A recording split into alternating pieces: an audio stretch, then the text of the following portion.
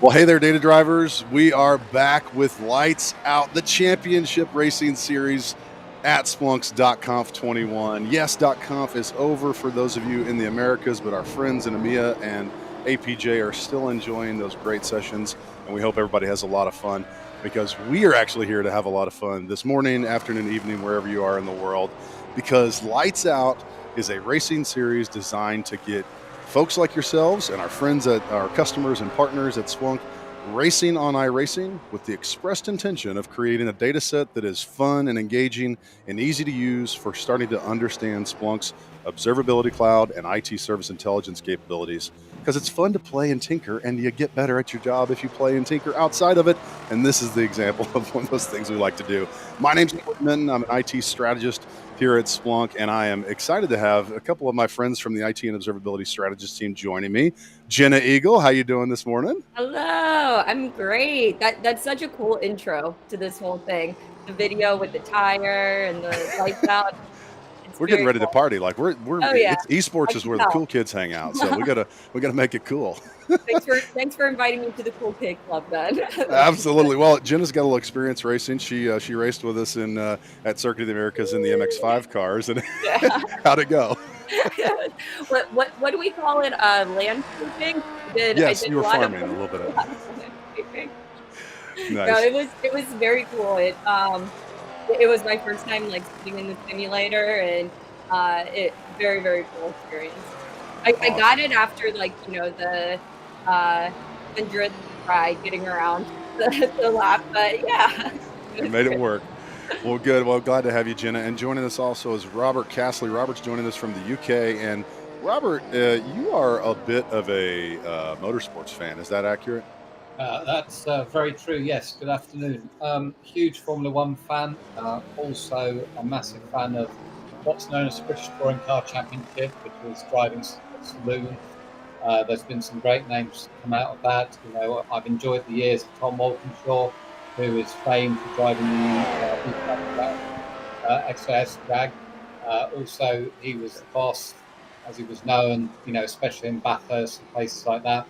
And, in the UK here, we're very lucky to have a large number of circuits, from Snetterton to Silverstone, Bruxton, where you can follow the touring car series around the country.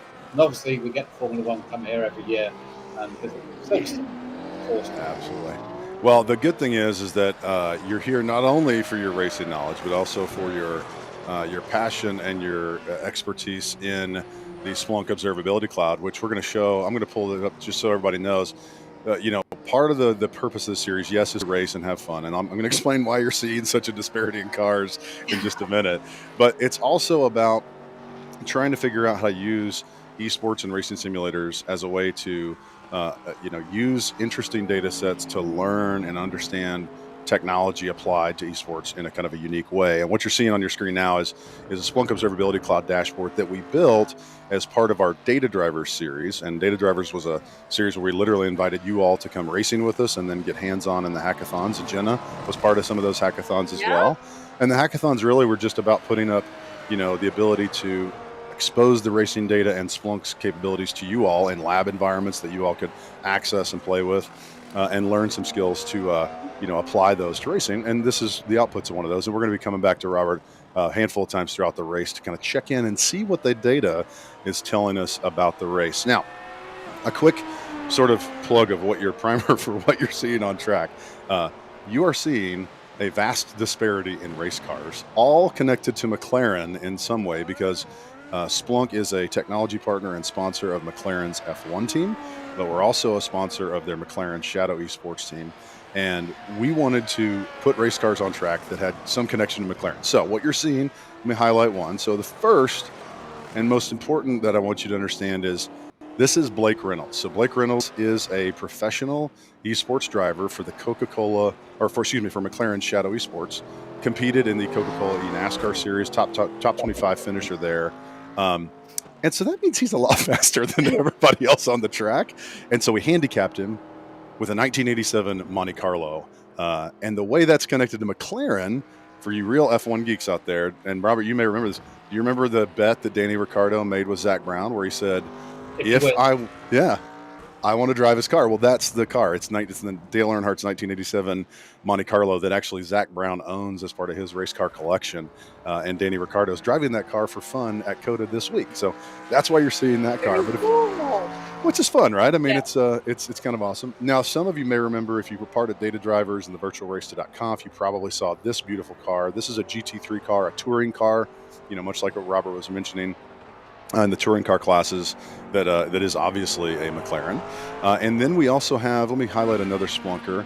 This is Paul Ramirez. He's a Splunker joining us, and he is in the Aero McLaren SP IndyCar in iRacing. It's called the Dallara IR18, but it's the car that the McLaren SP racing team uses in Indy, and he's got it beautifully painted in the new Splunk livery. I do like the addition of the purple. Jenna, how do you feel about that? We have that purple in there too.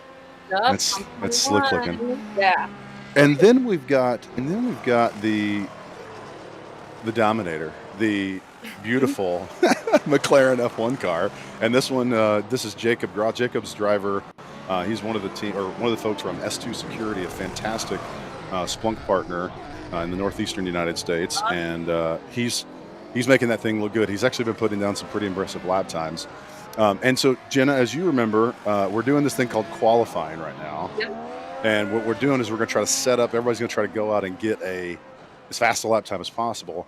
And I want to say that in about 2.5 minutes, we're going to have what may be the most ridiculous start in all of racing. Robert Castley, what is your favorite part of Circuit of the Americas as a racetrack? So for me, right off the start finish, you just dip down a bit, then you climb back up, and then you take that sharp left-hander that's completely blind. You cannot see over the crest of that. And I mean, we'll see it at the weekend. There will be instances in that corner, as they go through the race weekend. But it's such an amazing, when you get the onboard camera, especially like on the helmet cam or maybe that front wing, and just approaching that, and breaking into that corner, it's incredible. But this track lends itself. He's doing a full drift. Full drift, nice. I should see the time.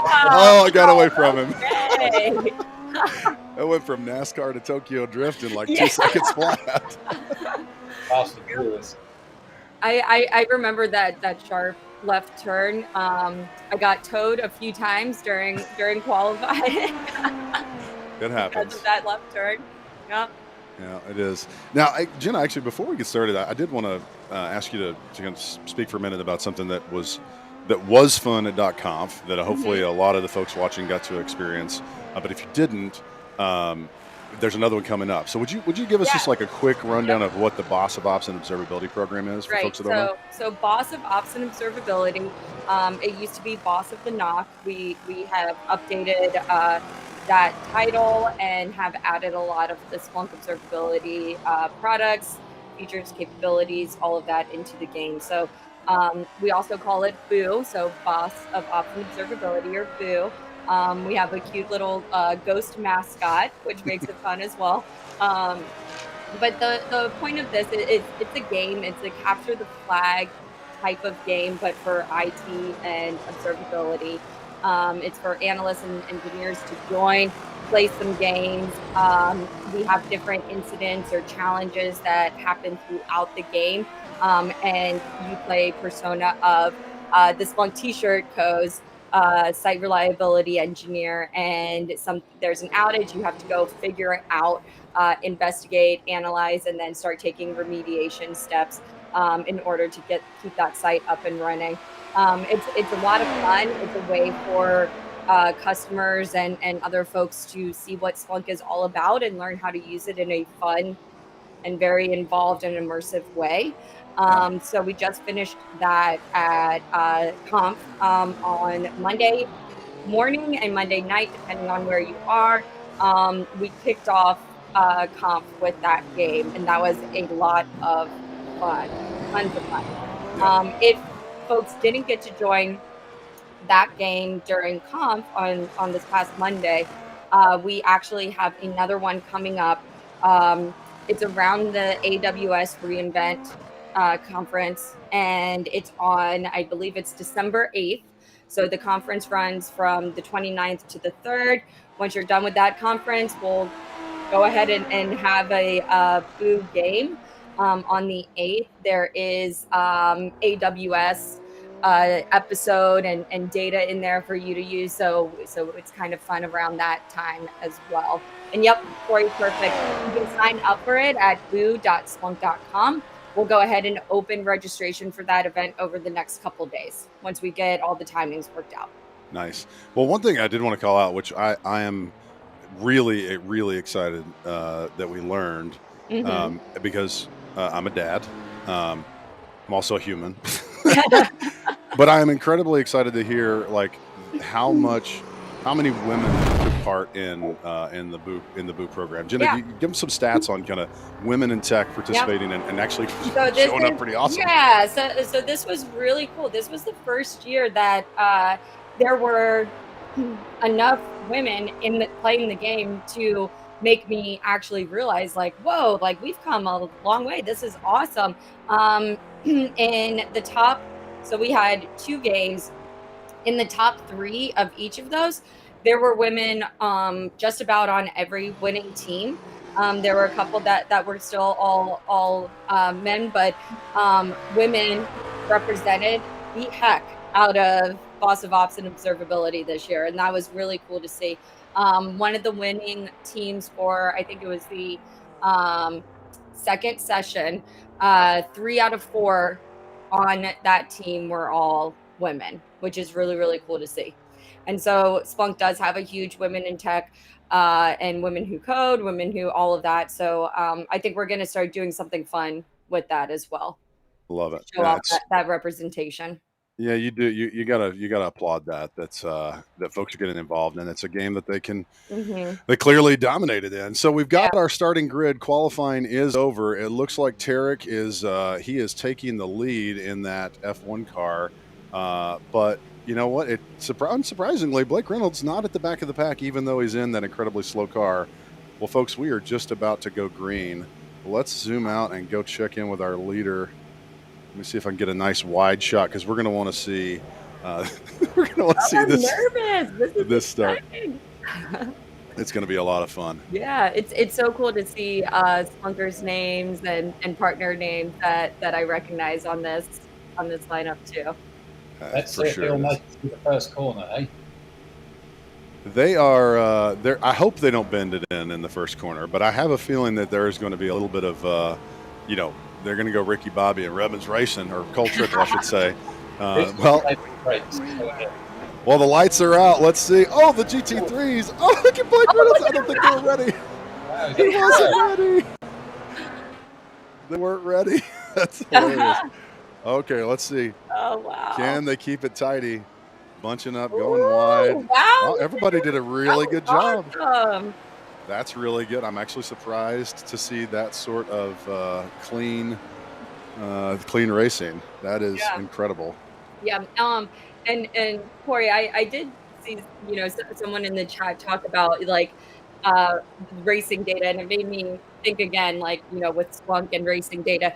2 of the episodes that we played during Boo, or Boss of Ops and Observability, were from this iRacing data as well. And it was, people really enjoy those episodes because you get introduced to Splunk with a really fun data set. Yeah, and that's the whole point. Like we recognize that racing is not IT, but there's a lot of analogs, right? There's a lot to analyze in it. Yeah, there is. I mean, and at the end of the day, like, it doesn't matter if you're monitoring, a technical service like storage, servers, networking, like something that's a very highly technical data center centric sort of thing, or hybrid cloud monitoring. You're monitoring it for the purpose of, like, I need to ensure the delivery of a critical service. Exactly. That's really important. Well, racing is a perfect analog for that. Like, you need to monitor. Oh, we got a little action there. That's Niall Clark getting a little bit of a bump there. I think that might have been John Labaugh, our fellow strategist, that might have braked a little bit late, but he's stayed in there. But yeah, you're still making decisions off of the data that you're collecting, which is sorry. Right. Are y'all seeing this Monte Carlo? Like he's literally three-wheeling it. Like he's on like the front. That inside tire was completely off the ground. If he gets too far ahead, can we like deflate some of his tires? Is that There is actually some adjustments you can make in game. Oh, look how wide he got there. That car. Actually, Robert, this is a good time to look. I'm curious. Are you seeing anything interesting in the data as we're 2 laps in here? So yeah, I mean, obviously during qualifying, etc., the incident count was through the roof as people came to grips with their chosen or not chosen cars in some cases. We can obviously see some incidents happening as the entrance to the race. We've got a nice warm track out there today. It's currently about 79, approximately 79 degrees Fahrenheit. So that's going to be well suited to those that have gone out on the softs today. Although I believe the tyre choice is fixed in the game, we can see what is quite interesting that our good friend Mr. Reynolds, is turning some of the hottest tyres out there on the track today. Maybe he wants to keep an eye on those as the race progresses because that's going to cause degradation on those tyres. Some of the tyres are beginning to warm up on other cars. I mean, as we know, depending on whether this is more left-hand turns and right-hand turns will basically determine how the tyres degrade and warm up as we go through the actual race today. So we can see, from like lap times, etc. Some people are making minor improvements to their lap times. Others, maybe they've been involved in an incident and their lap times have been impacted by that incident. Having this real-time telemetry screening in from the game, I feel like I'm on the pit wall with Zach right now. And one of the great things about this is that I can just go and filter out and just focusing on one particular driver. So if I pick up Mr. Reynolds again, I can just focus in on just his data and just keep an eye on him and see what is being reported there and see how well he's doing throughout the race. Yeah, and just again for the purpose of I want y'all to understand this isn't smoke and mirrors. This is live telemetry being streamed from these racers. The way we did this, for the folks that missed data drivers, is we literally have a small script running on these gaming PCs that's using the API for the game to extract the data and send. We have the ability to send up to 400 metrics out of iRacing into Splunk Observability Cloud, and we're processing that in real time at global scale. And you're seeing on track literally the correlation of the actual laps, right? So he's 3 laps in, and you can see sort of that he's basically done 3 laps in the data. So just want y'all to know that this is not a smoke and mirrors. This is a live software demo with racing data that's being collected from around the world, which is not something that usually goes as well as it is right now. So I'm quite proud that our platform is making us look good and not making liars out of us. I mean, Jenna, you've never had a software demo go bad, right? No, never. Everything's perfect all the time. Yeah, hopefully my customers aren't watching me live based on camera. I'm going to go ahead and check the chat and see. Yeah. Actually, that's a good thing. We should check the chat. It's so Michael's talking about it's useful Michael to get gave off. us a great answer to that question. That's very true. Cool. Basically, in those functions, it really is amazing. We had this marketing term for a long time. Data to everything, and it's data that we're literally taking data from iRacing and as Robert said, creating that pit wall experience that teams have spent years building the capabilities of collecting metrics in real time from these cars and processing it at the trackside. And if you missed McLaren's Edward Green, he's the principal architect for McLaren. He actually gave a talk at .conf about all the things that he has to do from an architecture and guidance perspective to make sure that all those things can run at the trackside that moves basically every 2 weeks to someplace around the world, and how Splunk is being used to monitor and instrument all the individual components that make up their basically rolling data center to make sure that the services like pit wall services and things that they have to do are up and available and running at their best. And so this is a true statement. We're just doing it in esports. We're literally we've created the pit wall, which I'm pretty excited about. Very cool. It's not just pit wall. The data's going back to HQ. As you know, a lot of these Formula One teams are based in the UK. So this weekend they're going to be streaming, terabytes of data back to HQ from the race weekend, because they'll be using that to learn, about the race. They'll also be strategizing, Yeah. giving advice, etc. So, it is data to everywhere, whether it's trackside or whether it's back at HQ. Yeah. Mhm. I will say, given that we all have the title strategist on this team, I really think that like having a job at a company like McLaren as a strategist would be pretty rad too. Like that has to be a pretty Right? cool job. Right? I wouldn't want the responsibility though. That is true. Yeah, the stakes are a Yeah. little bit higher. Yeah, I think. right. I mean, Yeah, we just have it's because we're using this for, real time race information. And then there's also, just like in an investigation within an IT observability, there's also post-mortem and post incident things that you go in and analyze as well. Yeah. Well, I'm actually I'm pretty impressed by some of these lap times. Tarek is clearly not new to the F1 car on a on a course like this. He is putting down some blistering laps. We might have missed him in qualifying. He might be too good for this. We should have put him in a GT3. Can we just switch him like that? Like, But wouldn't that be great? Like just yeah. just take part of his power unit out. Like just Right.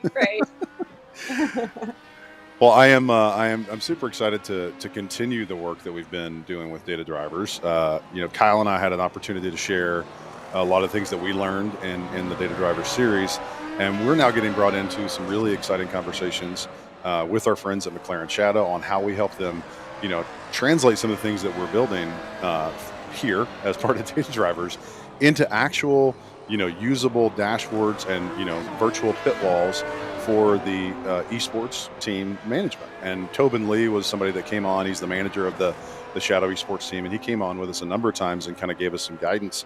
But because of the work that the team has done to deliver data drivers and to deliver some of these insights, they've actually come back to us and said, "Hey, can we get some of that and like give you some of our ideas on how to make it better?" And so I'll tell you, there's going to be some internal things happening which are going to be fun, but what's going to show up externally is more opportunities for one, if you're into iRacing and like the folks on this track are currently into it, come racing with us. But it's also going to net some, improved shows where we're going to go even deeper into a couple of areas using the racing data to build new insights and showcase some really advanced capabilities. Because the Data Driver series, the first 6 months, it was really entry level, right? It was basically like, how do we walk a customer and walk you through if you were to buy Splunk for the purpose of, observability and IT. What would you do? Oh, well, you'd start by collecting infrastructure data. Then you'd start by collecting some data from a critical application. In this case, it was a racing application. You would start to build KPIs like, okay, there's metrics like this, things that we're showing, but how do they connect to each other? And how do they then connect to each other in a way that affects an overall service like the race car's health? And how can we use machine learning to make sure that we're alerting and, alerting against things that, matter and not just alerting against everything that looks like it's crazy. And then we built some cool visualizations, and Jenna and I learned a ton about glass tables in the process. We one of the drivers actually we had to call in and Stephen Ludke. have him help us with drawing glass tables. So. Yeah, it was, but they were cool. Like, and and it was a really cool dashboard and glass table that was built as a result of that meeting, and that was awesome. Yeah. And one of the things, Robert, you're part of the team that came from the Signal FX acquisition at Splunk that Splunk made a couple of years back. And one of the things that I think probably you and I were most happy to see is we were able to showcase the integrations that exist now between how we've brought the best of Splunk's observability cloud, which is powered by many of the the capabilities acquired in that acquisition. But we showcased how just because you send the data, it's native to observability cloud, doesn't preclude you from absolutely gaining real-time insights in Splunk IT service intelligence. And that to me was it was a pretty powerful showcase of that integration. Yep. Yeah, and it's actually nearly 2 years to the day that acquisition took place. So 19th of October 2019, if memory serves me correctly. And you're absolutely right. When I was at Signal FX, I was collecting metrics. 2 years on, I'm collecting metrics, I'm collecting traces, I'm collecting logs, I'm collecting real user measurements, I'm collecting synthetic measurements, and I'm doing that all with campaign. And it's like there were some pretty awesome talks over the .com 2-day period that really highlighted where we're going next with the whole observability cloud. Yeah, very much so. If you haven't tuned into those observability super sessions, definitely tune in. There's some pretty impressive updates to, really Splunk's a growing company, and yes, they continue to invest in the technology through organic engineering development, but we've made some pretty strategic acquisitions over the last 3 years, and to see the integration work actually happen at the speed and pace that it is I think it's inspiring, and hopefully customers are delighted by it, and they're going to be successful with implementing the technology. It is comical that we've got lights on. I guess we've got a little bit of an overcast situation going on. I just noticed that. How cool is that? Is it like raining there? No, I think it's because maybe I guess I set the race time to like start in the afternoon, supposedly, like in the Oh, simulator, and yeah. so the sun must be dropping Pretty behind low. the. It's pretty low in quality, yeah. Also, if you ever get a chance, from this year's .conf, one of the best non-technical sessions that I attended was Brandon, who is the author of Humans of New York. Absolutely fascinating session. Highly recommend you see how a 26-year-old had a vision by 37, got some 20 million followers around the world, and has interviewed many, many different walks of life. Truly fascinating. Yeah. Oh, we've got a car that Jeremy Howerton has lost his wing. Robert, Oh, question: wow. is that going to affect his ability to go fast? It's going to have a very big impact on the rear downforce on that car. Going into the next corner at any form of speed is not going to keep the back of that car on the track very well at all. Although he's managing to hold it on his return to the pits to get that repaired. But yeah, his back end will be twitching. I'm kind of curious what exactly happened. I hate that we missed that. We totally missed that. Yeah. Well, one of the things we've tried to do is we tried not to focus in on the crashes, because we're thankful that folks have come racing with us, and we want to showcase the positive. But sometimes the crashes are fun to watch. I'll put it back on the exciting to see the software we're using. So, another story of sort of neat data interesting developments in the data world that these overlays are being built by some software called SDK Gaming, and they're using the same APIs that we use to pull data from iRacing, with the express intention of creating this video overlay capability so you can make these really cool broadcasts. So big shout out to the guys at SDK Gaming. We've been a partner for over a year now with them in the virtual race.conf and in this Lights Out series and Talk Fast Turn Left and data drivers and all the racing stuff that we're doing. The other one I'm excited about, Jenna, that I think folks will have fun with is next year we are planning some really cool workshops that customers will get to deliver or get to experience. We're gonna be working towards making some racing sim, data drivers workshops too. But if you had I know you spend a lot of time thinking about these workshops. What's your favorite workshop that Splunk delivers in the IT and observability space these days? Oh, wow. I know it's like picking your favorite kid. Yeah. Probably my current favorite is because as we're growing as a company, as we're trying to have all of these products and different capabilities work together.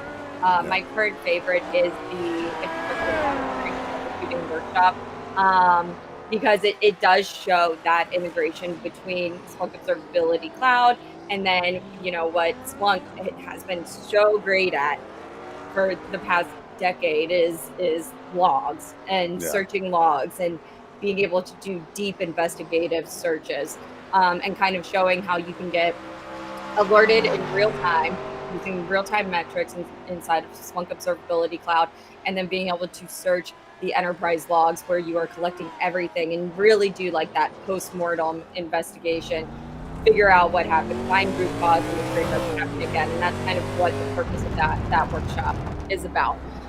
But something that will be really cool. So we were talking about, and we have Bob saying that his favorite is BSI, which is Business Service Intelligence workshop. It's a good one. And that's a really good one too. That's going to show you our IT service intelligence product, take you through how things are impacting the business, which is really good as well. But boo.splunk.com, where you register to play the Boss of Ops and Observability, that's also becoming a platform for us to have more self-service workshops. So something like we could create a workshop with this iRacing data so you can get Yeah. hands-on with Splunk. If you've never touched Splunk before, this is a free way for you to go in, get hands-on with it, and do it a self-service way. So you can do it whenever you want. iRacing will likely be one of the first ones that we do. It'll be a Yeah. fun one. So yeah, so that'll be great too, is being able to create these workshops and enablements, trainings, doing it in a fun way, and also making it self-service as well. So that's the next one. For sure. Well, I just wanted to give a shout out too. Kyle Prinz is on track driving a beautiful McLaren, doing a really good job of staying up there in a GT3 car that looks like, the F1 and Indy cars are just unfairly fast. Look at those lap times. Like, I wonder if Kyle's holding the newborn while racing. that's right. Well, he was nice enough to actually come on line and co-host the race with me last Oh, night, yay! and Yeah. it was good to be back with him for a few minutes. That's Well, hey, awesome. Robert, I want to cue you up for we're getting close to the end of the race. I want to check in to see how things are going on Blake's car. Is that something we can queue up and kind of talk about Yeah. real quick? All right, let me see. I think he may be in the pit. No, he's out. Let me. Pits, yeah. So he should have. Yeah, he just came out. So I'll be curious because I wanted to see the. Like what happens in the pits to Blake in terms of like tire and things like that if it shows up. Yep. So I mean, literally, as you can see on the top left of the dashboard here, these are fresh tires going on. Obviously they had them in tire warmers before they put them on the car, so they've gone on. And as soon as he's left out, lit them up, leaving the pits, we can see the temperature has gone up slightly. He's still got to get those rears up to temperature, so it'll be a bit twitchy going into the first few corners as he heads out. He's just got to bring those tires up to temperature. What is interesting though is that he really has lap time, lap time delta there. In fact, it's got worse over the race, and it has actually got better. So hopefully, on this fresh set of tyres, he's going to pull in some really good lap times in the closing stages of this race. Well, he just that was an incredible avoidance. That was an awesome avoidance. Paul Ramirez getting a little squirrely in that Indy car. But it will be funny. I didn't see like that Indy car is so fast, overtakes just immediately. So Blake I'm impressed at Blake's ability to keep that monster of a car on track and safely navigating around some of these wildly fast cars. Well, as we're coming up to the end, I wanted to say a big thanks again to the McLaren Shadow team and to Blake Reynolds, obviously, for riding with us. He's actually been really fun to chat with on some of the Data Driver series. He gave us some really interesting insights, and candidly, I was so encouraged last night. We were on kind of a Discord channel talking right before the race during practice, and Blake literally said, he's like, I get really excited when I get to race with these Splunk guys because he's like, I learned something, and he's like, it kicks off a thought in my mind of like, what could I do with the data? Like, what could I, what else could I do? And honestly, like, for him to have that feeling as a young man early in his career, as a race driver, he works for a family business. Like, for him already thinking like data is the key to his, ability to win. And he even said it on camera with us that he felt like data could really be the competitive differentiator. That's what we hope y'all got from this whole series. Right? Is like, be inspired that data can power real outcomes for business, but can also do it for fun things. Yeah. And we've made this comment before, like, I'm a huge fan of doing things outside of my box of my day job, like tinkering, because it will make you better. Like, if you use the tools and tech that, are things that you're going to use in your day job, it'll absolutely make you better, all around. So I encourage, if you have ideas on other things you want to do, like we've been tossing around, like we probably ought to look at like flight simulators. I know Bob is watching. Bob was pinging me earlier. He got super excited about these the drones. So I don't know if you've seen in the data playground, which is still available, folks. If you're watching Conf and you want to take a break from some of the sessions, you can go into the data playground. And there's a cool story about how we've a team here at Splunk is actually splunking drone racing and deriving insights there, which I think is so stinking cool. As a drone geek, I'm not like a full-on drone geek. I like mostly photography. But I'm like, wow, like, that's a cool option. We have so many drone geeks though at Splunk. We have a So lot. Let's be honest. Splunk's got a lot of just yeah, general geeks. Like, we're yeah, all into this stuff. yeah. Oh, Well, Bob hey, just said he has the drone data too. That's oh, I awesome. know. He was telling me, he was like, they Yeah. gave me access to their Splunk instance. I'm ready to go, which is so good. Well, congrats to Mhm. Tarek for winning lights out at splunks.conf, and I'll connect with Tarek on Discord, and we'll make sure you get some fun swag. Very cool. If you go check out bigdatabeard.com, you might actually find some of the swag out there in the little shops. If you really want to, rep the data drivers things, we put those out there for a little bit of fun.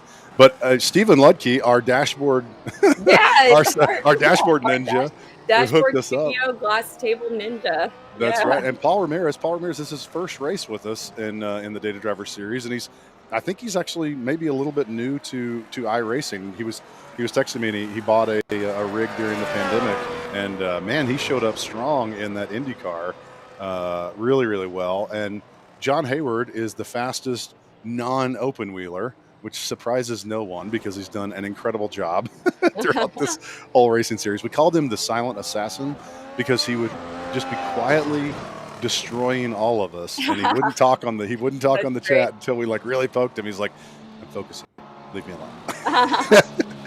Well, hey Jenna, thank you so much for joining me to co-host. It's been fun to have you. Hope you enjoy your time in at the beach. And Robert, Oh yeah, thank you. the sun would blind us if I opened the curtains, which is great.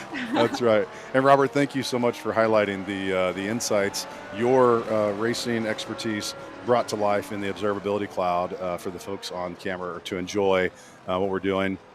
Thank you, Robert, for joining us. I just want to say a big thanks to the Splunk marketing events team for supporting this, for making it happen, and for making Conf. I know it was virtual, and I know folks wanted to be in person together, but man, what an amazing .conf. And if you've got time still to go in the EMEA sessions, enjoy. And be sure to check out boo.splunk.com, as we talked about, for our upcoming events in December. That's going to be a ton of fun. And stay tuned to just generally Splunk's channels. Definitely subscribe to their Twitch channel, because we'll be back here in about a month with some more data drivers activities that hopefully inspire some more creativity. Well, thanks again for watching. As we always say at the end of these things, whatever you're into, be data driven and join Data Drivers. Go Lando.